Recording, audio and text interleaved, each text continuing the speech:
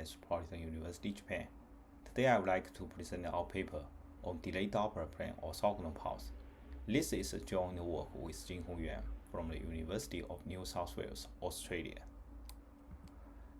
A multi-carrier modulation waveform can be written as a summation of information-bearing digital symbols and the transmitted pulse, where the symbol interval curly T and the subcarrier spacing curly F form a TF lattice. The pulse is a fundamental element of any modulation.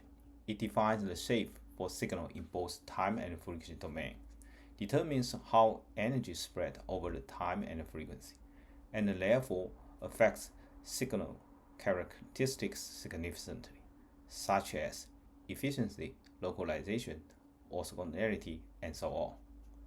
For example, an OFDM with rectangular pulse can be represented by its TF localization in TF plane. In this paper, we will talk about how to design orthogonal pulse with respect to tiny time frequency resolutions, namely delay-Doppler resolution. A pulse design principle is one pulse for one symbol. If we have mn symbols, we need mn pulse orthogonal with each other. This pulse can be written as a function set, where the curly T and F are the time and frequency resolutions. Then we have a joint TF resolution, the curly R. Another important parameter in the pulse design for multi-carrier modulation is the symbol period, which is the inverse of the frequency resolution. Obviously, the core of multi-carrier modulation is the function GT given the curly T and F. Here, we show the orthogonal pulse for OFDM modulation. The core of multi-carrier modulation GT is known as the prototype pulse. Then, the function set based on GT are traditionally treated as Wheeler-Heisenberg or Gable function set. To design a multi-carrier modulation, basically we need to find by orthogonal Wheeler-Heisenberg Gable set, in fact, the prototype pulse GT. Currently, most of the orthogonal multi-carrier modulation schemes are designed with the curly R not less than 1. For example, OFDM is using rectangular pulse for curly R equal to 1, which means its time resolution is equal to its symbol period. This basic concept of multi-carrier modulation design can be found in these two tutorial papers. The WH Gable set are fundamental tool of time-frequency analysis of signal and functions. In time-frequency analysis, we use the so-called Gable, Wheeler-Heisenberg, or short-time windowed Fourier expansion to decompose signal lying in L2 space. Sometimes GT is also called as Gable atom. Once decomposed, we can use another function set to compose the signal back. Then we have two WH sets, where the m and n are integers.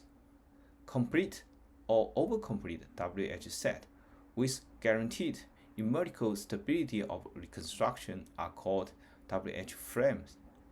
According to the WH frame theories, by orthogonal or orthogonal WH set does not exist for the joint TF resolution less than 1.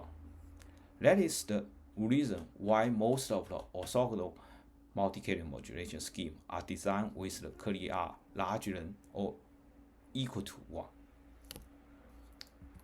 In mobile communications, a mobile channel is known as doubly selective with both time and frequency dispersion. We have a deterministic model represented by the delay-Doppler spread function, also known as spreading function. In this paper, we focus on the path-based spreading function, where each path has its own delay tau and Doppler rule. When the signal's sampling rate and duration are W0 and T0, we have the delay resolution 1 over W0 and Doppler resolution 1 over T0. Recently, we proposed a orthogonal delay-Doppler division multiplexing (ODDM) modulation, whose time and frequency resolution match those of the channel. In ODDM, we have W0 equal to m over t and T0 equal to nt. Then we have a joint TF resolution much less than 1. The ODDM waveform has a standard multi-cadence modulation waveform format where the UT obviously is the core.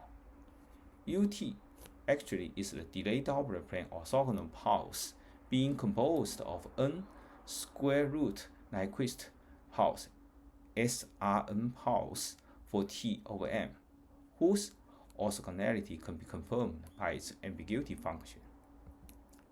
Since the joint TF resolution is much less than 1, an interesting question is that does the existence of DDOP violate the WH frame theory we mentioned before? For WH set, m and n are both unbounded integers.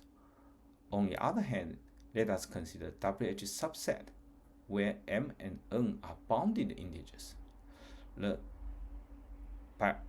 orthogonality and orthogonality among WH set is global and therefore governed by the WH frame theory. On the other hand, the orthogonality among WH subset is locally and not necessarily governed by the WH frame theory. In fact, as a modulation waveform has limited bandwidth and duration corresponding to a TF region in the TF plane, the local orthogonality is enough.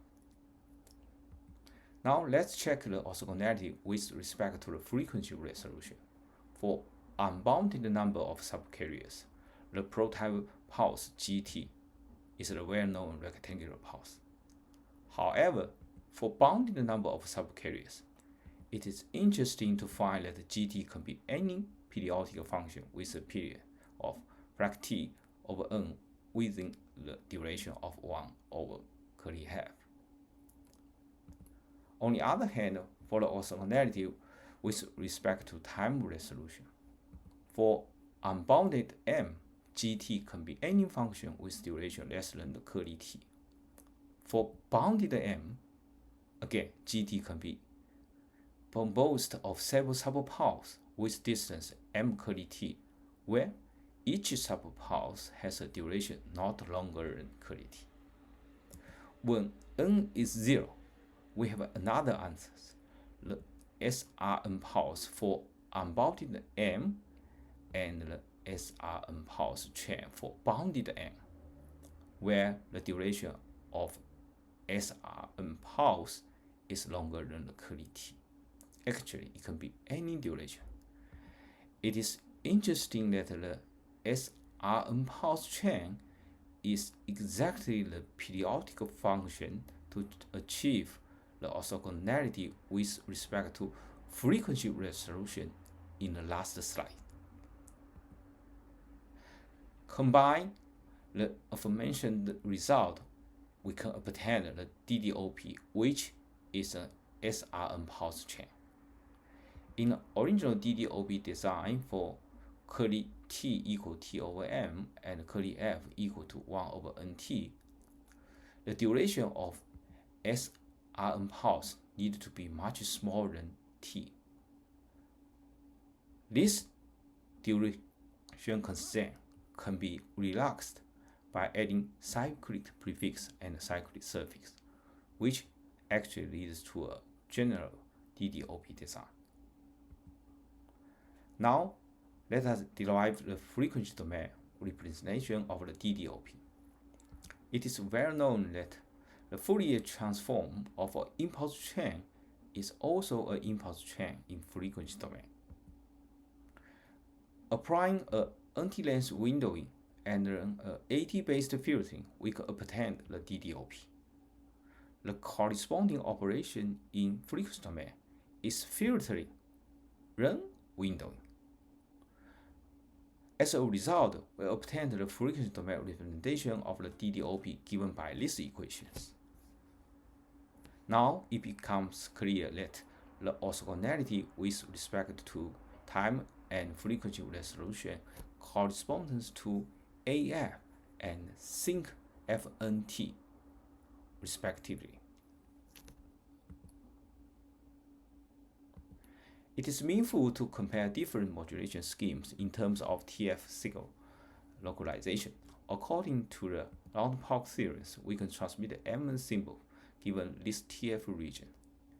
As long as the DOF is gapped, it is fine to choose any time frequency resolution. We compare the DDOP-based ODDM with other modulation schemes, such as the TDM, the FDM, the OFDM, and finally, our proposed ODDM. It is clear that the ODDM has a two-dimensional, uniformly distributed signal localization, which also supports its orthogonality with respect to DD resolution under the constraint of degree of freedom. The ambiguity function of the DDOP is shown in this figure. It is clear that the DDOP is orthogonal with respect to the delay and Doppler resolution, which indicates that it is a promising waveform candidate for future integrated sensing and communication systems. In this paper, we justify the existence of DDOP without violating the WH frame theorems.